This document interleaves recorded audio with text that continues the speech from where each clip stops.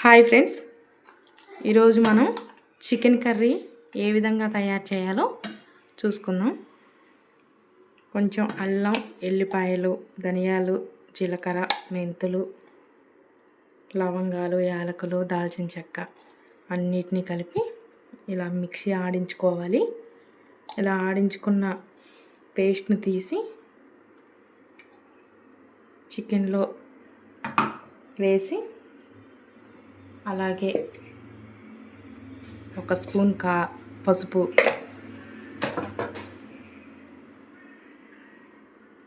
ఒక 3 స్పూన్లు పెద్దవి కారం,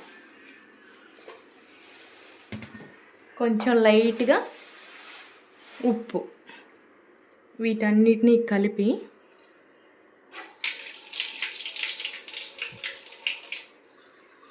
గంటె తీసుకొని మంచిగా ముక్కలకు పట్టేలాగున కలుపుకోవాలి. ఇట్లా కలుపుకున్న చికెను స్మెల్ రాదు, మంచిగా ఉంటుంది అన్నమాట. ముందుగా మనం చికెన్ని కడిగి పెట్టుకున్నప్పుడు కొంచెం నిమ్మకాయ రసం పిండి కొన్ని వాటర్ ఉంచి ఆ నీళ్ళల్లో చికెన్ నుంచి శుభ్రంగా కడిగి పారబోస్తే చికెన్ స్మెల్ అసలే రాదు. ఈ చిట్కా మీకు ఉపయోగపడుద్ది, ఇంట్లో ట్రై చేయండి. ఇలా కలిపిన చికెన్ని నేనైతే ఎక్కువసేపు కలిపి ఉంచడం లాంటివి అయితే ఏం చేయట్లేదు. ఇలా చికెన్ని కలిపి పక్కన పెట్టుకోవాలి ఫ్రెండ్స్. తర్వాత కళాయి పెట్టుకొని ఇలా ఉల్లిపాయలు, పచ్చిమిర్చి, టమాటా కట్ చేసుకొని పెట్టుకున్నా. కళాయి వేడెక్కుతుంది.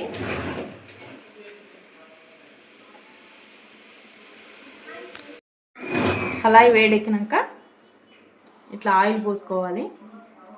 ఆయిల్ కొంచెం వేడెక్కనిచ్చి తర్వాత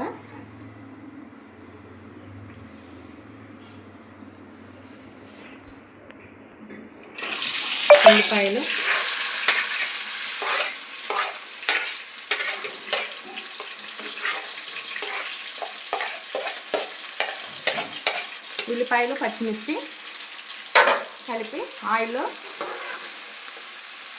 మగ్గనివ్వాలి.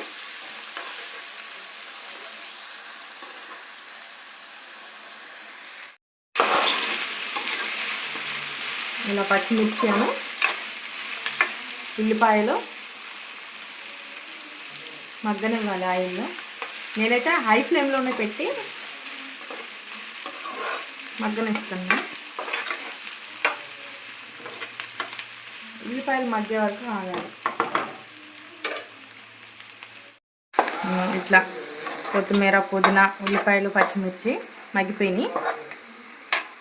తర్వాత మనం అల్లం వెల్లిపాయల పేస్ట్ అన్నీ కలిపి పట్టించాం కదా చికెన్కి, దాన్ని ఇప్పుడు కళాయిలో వేసుకోవాలి.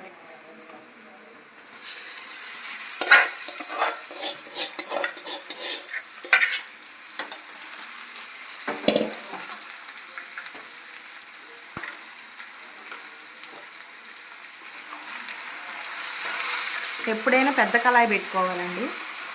చికెన్ కొంచెం ఉన్నా సరే కళాయి కొంచెం పెద్దగా పెట్టుకుంటే అది మంచిగా ఉడకడానికి ఫ్రీగా ఉంటుంది. చికెన్ కానీ ఏ కర్రీ అయినా సరే ఫ్రీగా తిరుగుతుంది అన్నమాట. చికెన్ కూడా మంచిగా ఉడికిద్ది, ప్రాపర్గా మంచిగా ఉడికిద్ది అన్నమాట, ఇరుకు లేకుండా. ఒకసారి ఉడికిందో లేదో మూత తీసి చూసుకుంటూ ఉండాలి మధ్య మధ్యలో.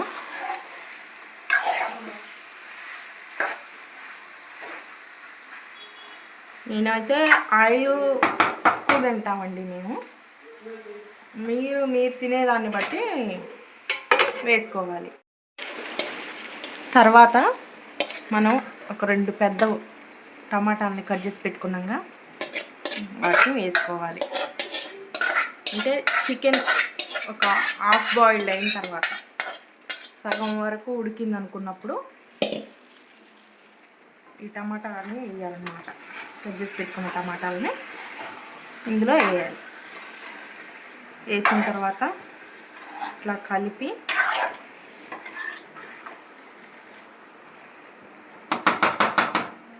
మూత పెట్టుకోవాలి.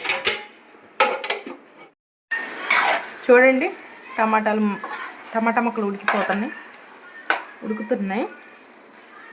ఇంకో 10 నిమిషాలు అయితే కర్రీ రెడీ అవుతుంది.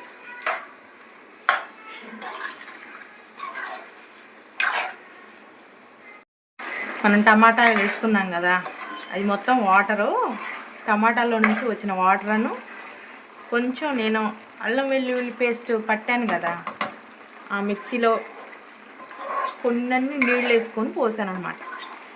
కొంచెమే మన టీ తాగుతాం కదా, టీ గ్లాసు దాంట్లో హాఫ్ అన్నమాట.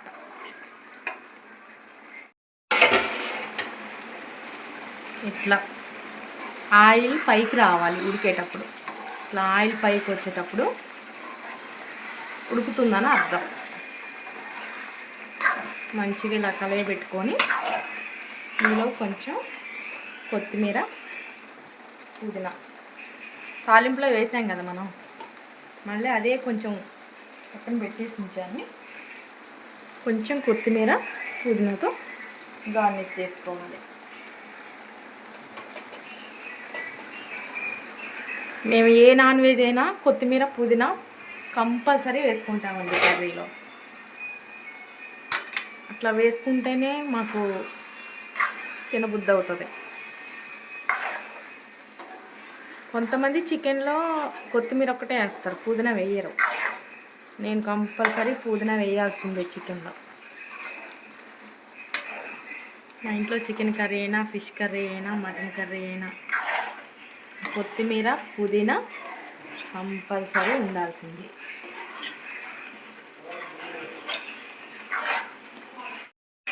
చూడండి ఫ్రెండ్స్, మన కర్రీ రెడీ అయిపోయింది కదా. ఇది కొత్తిమీర, పుదీనా కూడా మగ్గిపోయింది. ఇంకా ఈ మాత్రం లూజ్ ఉండాలి కర్రీ. ఓకే, ప్రాపర్గా రెడీ అయిపోయింది అనమాట. చూసారుగా ఫ్రెండ్స్ కర్రీ తయారీ విధానం. ఇప్పుడు ఈ కర్రీ టేస్ట్ చేసి మా వారు ఎలా ఉందో చెప్తారు.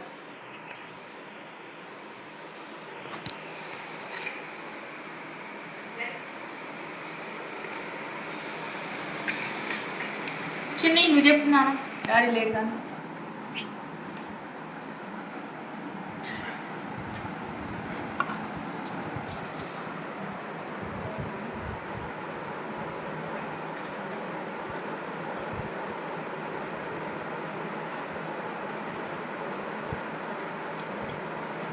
సూపర్ మమ్మీ, సూపర్ అని చెప్తున్నాడు మా చిన్నోడు. బాయ్ ఫ్రెండ్స్, నా ఛానల్ని చూడండి, సబ్స్క్రైబ్ చేయండి, లైక్ చేయండి, షేర్ చేయండి, కామెంట్ చేయండి. Bye friends.